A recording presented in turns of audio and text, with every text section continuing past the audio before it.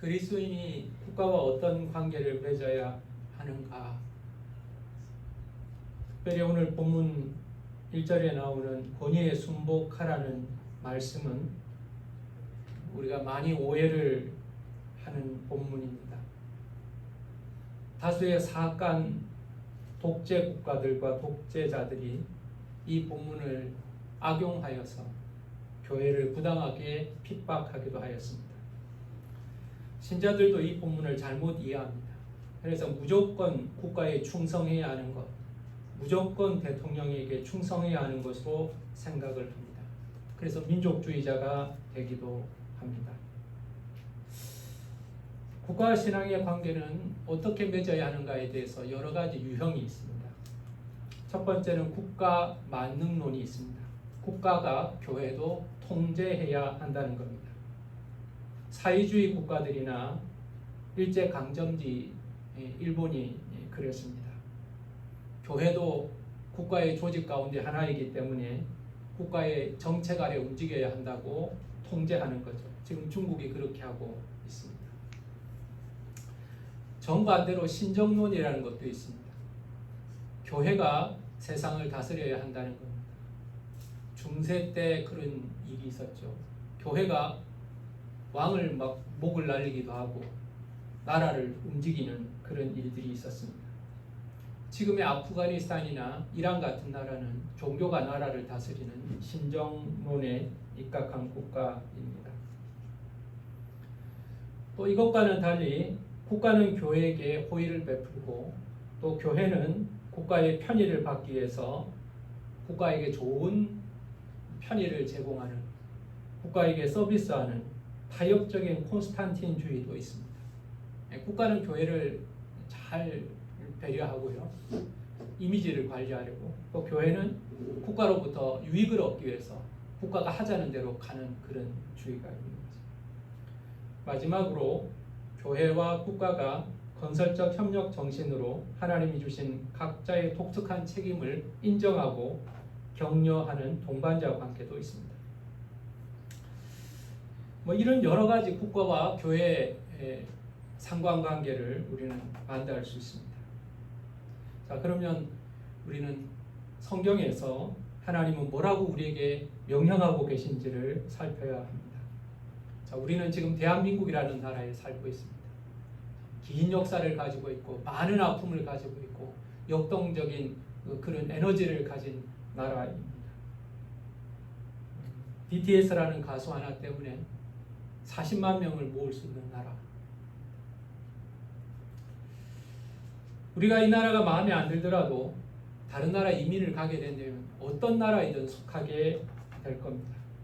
국가에 속하지 않고 살아갈 수 있는 사람이 없다면 우리는 어떤 국가가 되든지 그 국가와 나의 관계, 국가와 신앙의 관계를 정립하는 것이 중요합니다.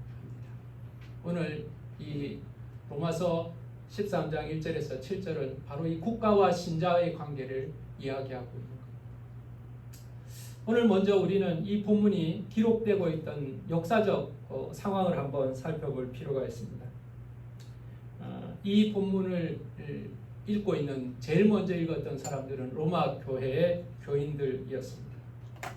로마는 자기의 전통과 사회적 질서를 훼손하는 사람들에게 정기적으로 추방을 했습니다. 유대인들은 특별했습니다. 일반적으로 로마 사람들의 전통과는 달랐습니다. 일단은 할례를 합니다. 몸에 흔적을 가지죠. 그리고 안식일을 지킵니다. 그리고 음식도 구별해서 먹는 게 얼마나 많은지 알지 못합니다. 다르게 사는 사람들입니다. 특별히 로마를 힘들게 했던 것들은 기독교인들은 자신들의 왕이 따로 있답니다.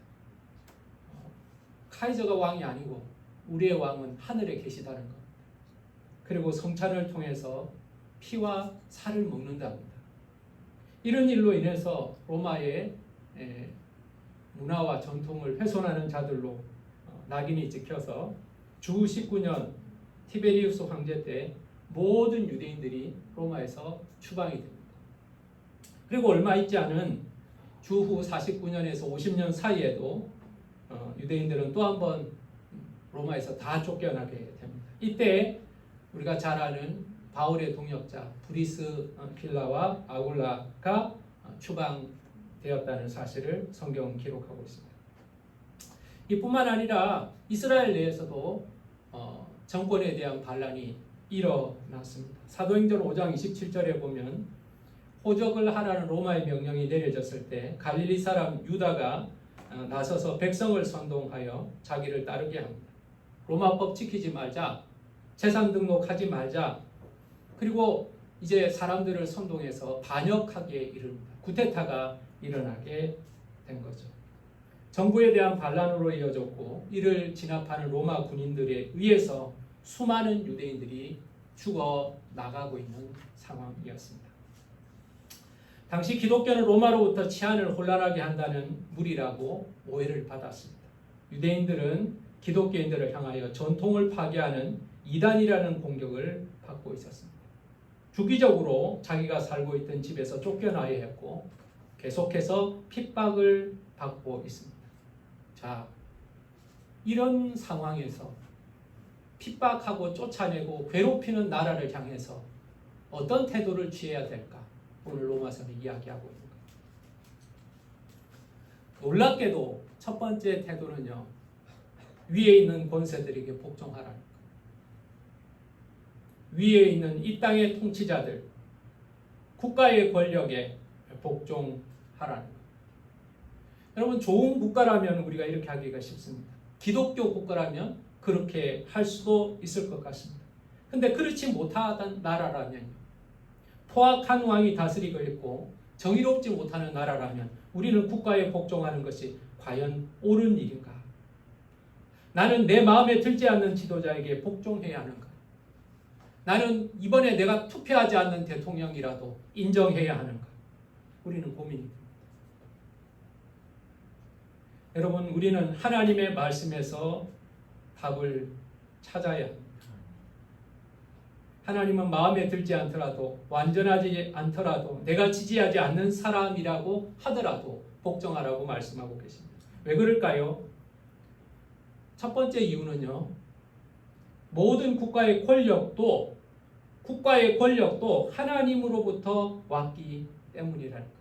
오늘 1절 말씀을 다시 보겠습니다. 권세는 하나님께로 나지 않음이 없나니. 1절 상반절입니다. 1절 하반절을 보면 모든 권세는 다 하나님이 정하신 바라, 이렇게 말합니다. 어떤 권세는 하나님께로부터 오고 어떤 권세는 마귀로부터 왔다, 이렇게 말하지 않았습니다. 모든 권세는 하나님께로부터 왔다, 하나님이 정하셨다, 그렇게 말하고 있습니다. 2절에는 결론적으로 이렇게 말합니다. 그러므로 권세를 거스리는 자는 하나님의 명을 거르신 이니라고 말합니다. 이 땅의 권세인데 이 땅의 권세를 거스른 것이 하나님의 명령을 거스른 것이 된다는 거예요. 여러분, 먼저 생각할 것은 국가의 권력과 지도자와 하나님의 나라가 상관이 없는 것이 아니라는 겁니다. 국가의 권력도 통치도 하나님이 세우셨기 때문에 순종해야 한다는 겁니다. 교회만 하나님의 나라가 아니고요, 교회만 하나님이 세우신 것이 아니고 하나님은 세상의 창조자시라는 사실을 우리는 기억해야 하는 겁니다. 믿는 자들만을 창조하신 것이 아니고 믿지 않는 자들도 하나님이 창조하셨다는 사실을 여러분 기억하시길 바랍니다. 바벨론 포로 70년의 역사를 우리가 보시기 바랍니다. 이스라엘 백성들은 하나님을 섬기지 않습니다. 하나님을 거역합니다. 율법이 있고 성전이 있고 그들에는 할례가 있음에도 불구하고 하나님을 거역하게 되죠. 그래서 하나님은 이스라엘을 심판하십니다. 이스라엘은 하나님의 도구가 아니라 심판의 대상이 되는 것입니다. 반면에 바벨론이나 아수르 같은 이방 나라들은 하나님을 모릅니다. 하나님을 경외하지 않습니다. 그러나 하나님께서 그 나라를 사용하셔서, 그 권력을 사용하셔서 이스라엘을 심판하는 데 사용하셨다는 사실을 여러분 기억하시기를 바랍니다. 그들이 하나님의 도구였습니다. 위 콘스탄티우스라는 교부가 이런 글을 남겼더라고요. 지배자는 그대의 이익을 위하여 일하는 하나님의 일꾼입니다. 여러분의 지도자는 여러분의 이익을 위해서 일하는 하나님의 일꾼입니다 라고 표현을 하더라고요. 믿음의 사람들은 국가에 순종했습니다. 에레미야는요, 유배 중에 있는 이스라엘 백성들에게 바벨론을 위하여 기도하라라고 말했습니다. 왜 그랬을까요? 바벨론의 포로가 되는 것이 하나님의 뜻이었고 바벨론의 번성이 하나님의 백성들을 평안하게 하는 길이었기 때문에 너희가 바벨론에 붙잡혀 와서 바벨론을 향하여 반대하지 말고 바벨론을 위하여 기도하라. 그것이 하나님의 뜻이라고 말했습니다. 이사야는요, 하나님께서 이방인 통치자를 통하여 그 뜻을 이루신다고 말했습니다. 하나님은 믿는 사람을 통해서 뿐만 아니라 믿지 않는 왕들을 통해서 하나님의 뜻을 이루신다는 겁니다. 실제로 이스라엘이 포로에서 귀환할 때 하나님의 성전을 건축하게 했던 사람은 바로 고레스, 파사왕 고레스였습니다. 이방인의 왕이 하나님의 성전을 짓도록 허락하고 거기에 필요한 물질까지도 다 제공하였다는 사실을 우리는 기억해야 합니다. 하나님은 얼마든지 이방 나라와 이방 사람들을 통하여서도 일하고 계시니 우리는 이방 나라일지라도 하나님을 모르는 지도자일지라도 우리는 하나님을 순종하기 때문에 하나님이 세우신 권력에 순종해야 하는 것입니다. 또 하나 우리가 국가에 대하여 복종해야 하는 이유가 있습니다. 그건 예수님의 본 때문에 그렇습니다. 예수님은 열심당과 같이 싸우지 않으셨습니다. 로마를 뒤집어 버려야 한다고 말하지 않았습니다. 예수님은 개인적인 이유로 정부에 반대한 적이 없습니다. 오히려 예수님께서는 가이사의 것은 가이사에게, 하나님의 것은 하나님께 드리라고 말했습니다.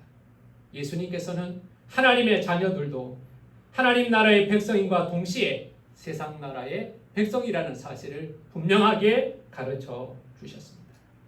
나라가 마음에 안 들면, 헤롯같이 지도자가 마음에 안 들면 야 너희들 다 사막으로 나가가지고 너희들끼리 믿음 생활 잘하면서 열심히 기도하며 재림만 기다리라고 하신 적이 없습니다. 주님은 타락한 세상 안에서 어떻게 살아야 하는지를 분명하게 말씀하셨습니다. 너희는 세상의 빛이다. 너희는 세상의 소금이다. 세상이 썩어도 그 안에 있어야 하고 세상이 어두워도 그 안에 있어야 한다. 그래야 복음을 전할 수 있고 그래야 그 사회를 변화시킬 수가 있기 때문입니다. 그 행실을 통하여서 하늘에 계신 하나님께 영광을 돌릴 수 있기 때문에 그렇습니다. 여러분, 우리는 형벌을 피하기 위해서 복종하는 것이 아닙니다. 세상의 권력도 세상의 통치자도 하나님이 허락하신 권력이기 때문에 하나님에 대한 순종과 선한 양심으로 말미암아 순종하는 것입니다. 그리고 주님이 그렇게 하셨기 때문에 우리는 주님을 따라서 행하는 것입니다. 그래서 결론적으로요, 모범 신자가 된다면 모범 시민이 되어야 하는 것입니다. 그러나 여러분, 두 번째로 우리가 무조건 복종만 해야 되는가에 대해서 우리는 고민해야 합니다. 당국자들에게 복종하지 않을 만한 어떤 이유가 있다면 우리는 복종해서는 안 될 거예요. 어떤 경우가 있을까요? 국가가 하나님께 대한 불순종을 유발한다면 우리는 굴복하지 말아야 합니다. 하나님을 섬기는 것을 금하거나 하나님이 금하시는 것을 명령한다면 우리는 저항해야 할 것입니다. 더 쉽게 말하면 국가에 충성하는 것이 하나님에 대한 반역이 된다면 우리는 불순종해야 할 것입니다. 믿음의 사람들은 세상의 권위를 인정하지만 때로 거절해야 하는 경우가 있습니다. 현세적인 인간 세상에서 자기 위에 있는 사람이 자기의 믿음을 지배한다고 인정할 정도로 권위에 굴복해서는 안 되는 겁니다. 다니엘은요, 충성스러운 바벨론의 신하였습니다. 탁월한 총리였고 충성스러운 총리였습니다. 왕이 원하는 것은 다 들어주었습니다. 그러나 왕이 명하는 음식은 먹지 않았습니다. 그는 왕의 음식을 거절했습니다. 나쁜 음식이어서가 아니라 하나님이 보시기에 불편한 음식, 거룩하지 못한 음식이었기 때문에 그렇습니다. 메삭과 사드락과 아벳느고는 다 충성하였습니다. 그들은 도백으로서 도지사로서 왕의 명령에 충성하였습니다. 그러나 왕의 신상에 절하라는 명령은 거절하였습니다. 왕의 명령보다도 더 큰 명령에 거절되기 때문에 그렇습니다. 모세가 태어났을 때 바로는 유대인들의 사내 아이들을 다 죽이라고 말했습니다. 그건 국가의 명령이었습니다. 지도자의 명령이었습니다. 그러나 하나님을 경외하는 사람들은 그 명령에 따르지 않았습니다. 왕의 명령이었지만 한국교회 아픔 가운데 하나는 일제시대 신사참배였습니다. 일본은요, 제가 짧은 글을 여러분들에게 보내주었지만 기독교에 대해서 굉장한 반감을 가지고 있었고 억압하려는 정책을 수백 년 동안 지속했습니다. 그래서 실제로 일본에서 순교자가 30만 명 정도가 될 정도로 엄청나게 많은 사람이 죽어나갔습니다. 기독교를 믿는다는 것은 자유로운 생각을 하게 된다는 것. 기독교를 믿는다는 것은 자신의 정권에 도움이 되지 않는다고 판단한 일본 정부는 처음에는 선교사를 추방을 시킵니다. 그리고 나서 모든 교단들을 하나로 통합을 합니다. 교단을 하나로 만듭니다. 그리고 그 교단의 지도자들을 신사참배하게 만듭니다. 국가에 종속된 종교로 만들었던 겁니다. 자, 그때 많은 갈등이 일어났습니다. 그럼에도 불구하고 하나님을 믿어야 한다. 신사참배는 하지만 내 마음은 아니다. 이런 사람이 있었고, 신사참배는 우상숭배다. 나는 절대로 우상숭배할 수 없다. 우상숭배해야 된다면 나는 교회 문을 닫겠다. 교회를 무는 교회들이 엄청나게 많아졌다는 것을 우리는 기억해야 합니다. 나치 시대 때 독일 교회는 권력을 거절해야 했습니다. 그러나 교묘한 히틀러의 연설은 신앙으로 포장되어 있었습니다. 히틀러의 연설을 보면 거기에 신앙이, 예수님이, 하나님이, 축복이 얼마나 많은지 모릅니다. 히틀러의 연설을 들은 사람은 마치 설교를 한 편 들은 것 같다고 말할 정도로 잘못된 국가의 이념은 잔악한 유대인 학살도 신앙의 행위로 포장이 되었다. 여러분 분별해야 합니다. 그리스도인의 자유를 국가의 법을 어기기 위한 도구로 삼지를 말아야 합니다. 그러나 우리는 깨어있는 신자가 되어서 다스리는 권력의 동기를 알고 의문을 제기해야 합니다. 국가는 하나님이 주신 권력이지만 하나님은 아닙니다. 왕이나 대통령은 하나님이 세우신 사람이지만 하나님은 아닙니다. 우리는 하나님을 믿는 믿음 안에서 국가와 권력에 대하여 순종하고 기도해야 하지만 동시에 그 통치를 해석해야 하는 것입니다. 왜 국가를 위해서 이렇게 기도하고 애써서 헌신해야 되는가? 하나님이 국가에 대한 사명을 주셨기 때문에 그렇습니다. 오늘 성경에 보면 하나님이 국가에 주신 사명은 두 가지입니다. 첫 번째는요, 국가라는 제도를 통하여서 선을 베푼다고 말씀하고 계십니다. 4절 말씀을 한번 볼까요? 4절을 다시 읽어보겠습니다. 시작. 그는 하나님의 사역자가 되어 내게 선을 베푸는 자니라. 그러나 내가 그를 향하는 두려워하라. 그가 공연히 칼을 가지고 있지 아니하거니와 곧 하나님의 사역자가 되어 악을 행하는 자에게 진노하심을 따라 보응하는 자니라. 자, 국가는 두 가지의 역할을 감당합니다. 하나는 선을 행하는 겁니다. 선을 행하는 것. 그리고 선을 행하는 사람에게 축복하는 겁니다. 은혜를 베푸는 것입니다. 여러분, 국가는 선한 일을 하고 선한 일을 하는 사람에게 축복합니다. 국가는 우리에게 필요한 것을 행합니다. 제일 먼저는 안전을 보장합니다. 안전을 보장합니다. 우리나라 국민이 어려움을 당하면요, 당장 우리나라 대사관이라든지 때로는 군대가 가서라도 보호하잖아요. 우리가 기억하는 석혜균 선장이 샀던 배, 해적들에게 납치가 되죠. 우리 군함들이 가서 그 배를 구조하잖아요. 국가가 해야 될 일입니다. 안전을 보장합니다. 치안을 유지합니다. 그리고 복지를 행합니다. 어려운 일을 당할 때 도움을 주고 행정을 제거합니다. 우리가 편하게 살아가도록 사회 기반 시설을 만들어 갑니다. 좋은 국가는 좋은 일을 많이 하는 국가입니다. 선한 일을 장려하는 국가입니다. 착한 사람들이 살기 좋은 국가가 선한 국가입니다. 반대로 악한 사람들이 살기 좋은 국가가 나쁜 나라입니다. 간단합니다. 아주 간단합니다. 한번 대입해 보시기 바랍니다. 두 번째로 국가의 사명은 칼을 가지고 있습니다. 그가 공연히 칼을 가지고 있지 아니하였으니 곧 하나님의 사역자가 되어 악을 행하는 자에게 진노하심을 따라 보응하는 자니라 그랬습니다. 국가는 칼을 가지고 있습니다. 공권력을 가지고 있습니다. 사법체계를 가지고 있습니다. 그리고 국방력을 가지고 있습니다. 그래서 나라가 그 힘을 바르게 사용한다면 그 사회는 안정될 뿐만 아니라 하나님의 심판을 대리할 수도 있다는 것을 말씀하고 있는 겁니다. 만약 국가에 칼이 없다면 우리는 사적으로 보복해야 됩니다. 내가 피해를 입으면 내가 찾아다니면서 보복을 해야 됩니다. 나보다 힘이 센 사람한테 어떻게 보복할 수 있을까요? 여러분, 보복한다고 해서 내가 당한 만큼만 보복할까요? 2배로, 3배로 더 크게 보복할 거예요. 그런데 국가라는 제도를 통해서 우리의 억울함들을 구제받을 수 있도록 보응할 수 있게 하셨다는 거예요. 근데 오늘 본문 말씀을 읽으면서 여러분, 한 단어가 여러분의 눈에 들어올 겁니다. 놀라운 이야기를 하고 있는데요. 하나님의 사역자가 된다는 말을 2번이나 반복하고 있습니다. 국가가 하나님의 사역자요. 그리고 통치하는 지도자가 하나님의 사역자가 된다는 말입니다. 교회 안에서 일하는 사람만 하나님의 사역자라고 생각했는데요. 목사들만 하나님의 사역자요.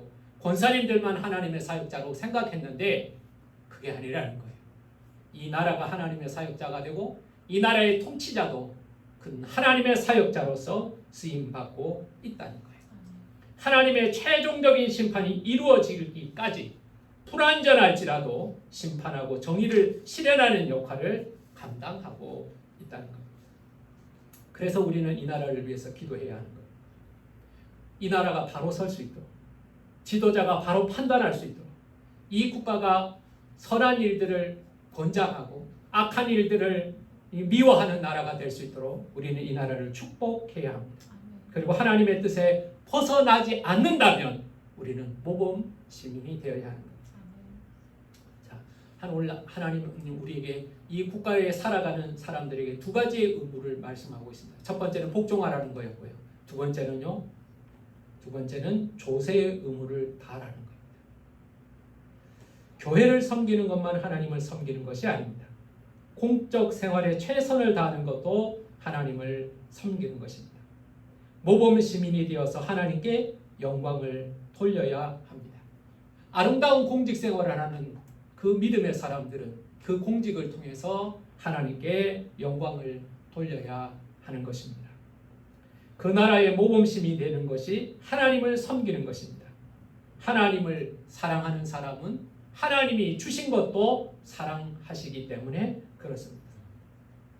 6절에 보면 너희가 조세를 바치는 것도 이로 말미암이라 그들이 하나님의 일꾼이 되어 바로 이 일에 항상 힘쓴다라고 말합니다. 우리가 세금을 바치면 국가는 선한 일에, 이 일에 항상 힘쓰기 때문에 세금을 바치라는 겁니다. 항상 옳은 일은 아닙니다. 내 마음에 안 드는 곳에 쓸 수도 있습니다. 그러나 하나님이 세우신 권력이기 때문에 우리는 기꺼이 세금을 내는 것입니다. 여러분, 탈세하려고 애쓰지 마십시오.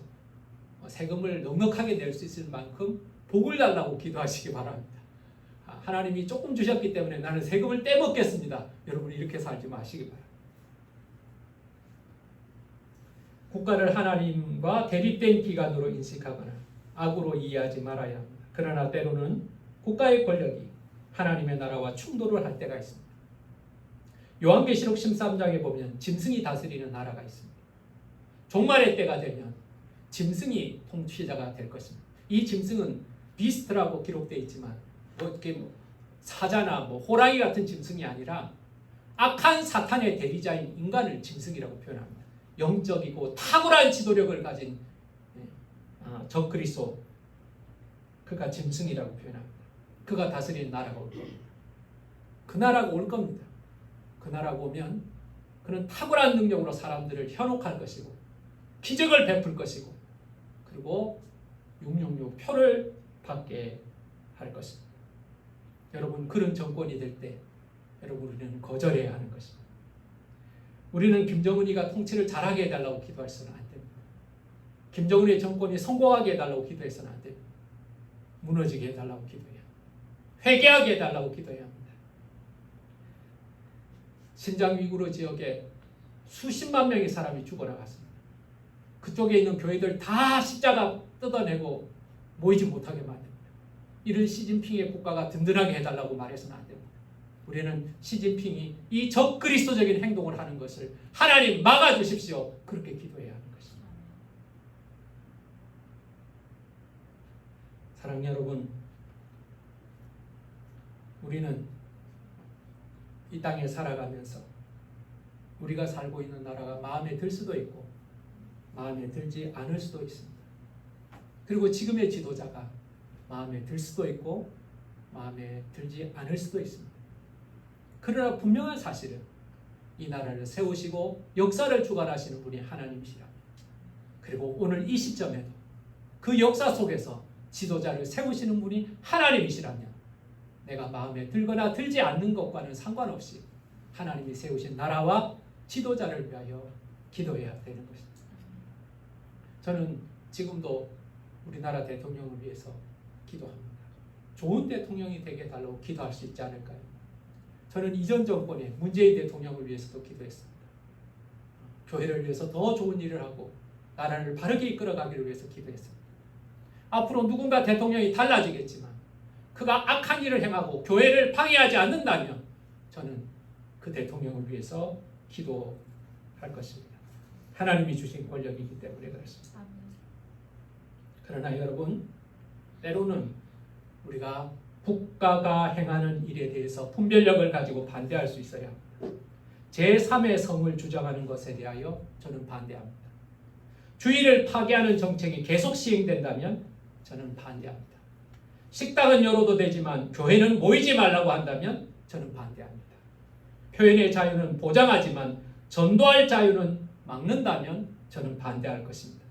유전자 조작을 통해서 새로운 인류를 만들어가겠다고 말한다면 저는 창조자 하나님께 도전하는 행위로 알고 반대하겠습니다. 이건 쉬운 일이 아닙니다. 깊은 통찰과 영적 결단이 필요한 일입니다.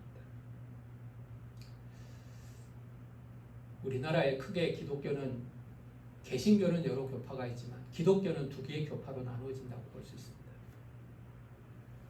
하나는 신교, 하나는 구교. 다른 말로는 가톨릭과 개신교로 나눕니다. 이 교회가요, 일제강점기를 놓고 두 가지의 해석을 했습니다. 우리 개신교에서는 일제는 신앙의 자유를 말살하고 민족을 억압하는 악한 정권이라고 규정을 했습니다. 그래서 개신교에서는, 특히 선교사들은 일본에 대해서 저항하고 반대하고 나라를 찾는 것이 하나님의 뜻이라고 가르쳤습니다. 그래서 그 선교사들과 교회를 중심으로 독립운동이 일어났던 것입니다. 유한순이 독립운동할 때 17살이었나요? 몇 살인가 기억도 제가 정확하게 못하는데 그 어린 아이가요, 독립해야 된다고, 그리고 그 독립의 뜻을 굽히지 않으려고 감옥에서 옥사할 때까지 버티는 힘이 어디서 나왔겠습니까? 안창호, 주시경, 이승만 등등 배제학당에서 수많은 젊은이들이, 이화학당에서 수많은 크리스찬들이 자라나서 민족의 지도자가 되고 일제에 반대하였습니다. 많은 핍박을 교회가 받았습니다. 선교사들이 추방이 됩니다. 교회가 폐쇄가 됩니다. 그러나 일제시대 때 교회는 일본에 저항하였습니다. 만주에 독립운동을 하는 사람들 가운데도 많은 크리스찬들이 있습니다. 여러분, 김구 선생이 감리교 집사라는 사실을 사람들은 잘 모르더라고요. 반대로 천주교는 달랐습니다. 불의한 정권도 하나님이 주신 것으로 해석했습니다. 그래서 천주교는 일제의 통치를 수용했습니다. 불의한 통치에 순응했습니다. 천주교는 조선시대 때는 신앙의 자유를 위해서 피를 흘렸지만 일제 강점기에는 일본에 타협하였습니다. 천주교는 일본의 보호를 받을 수 있었습니다.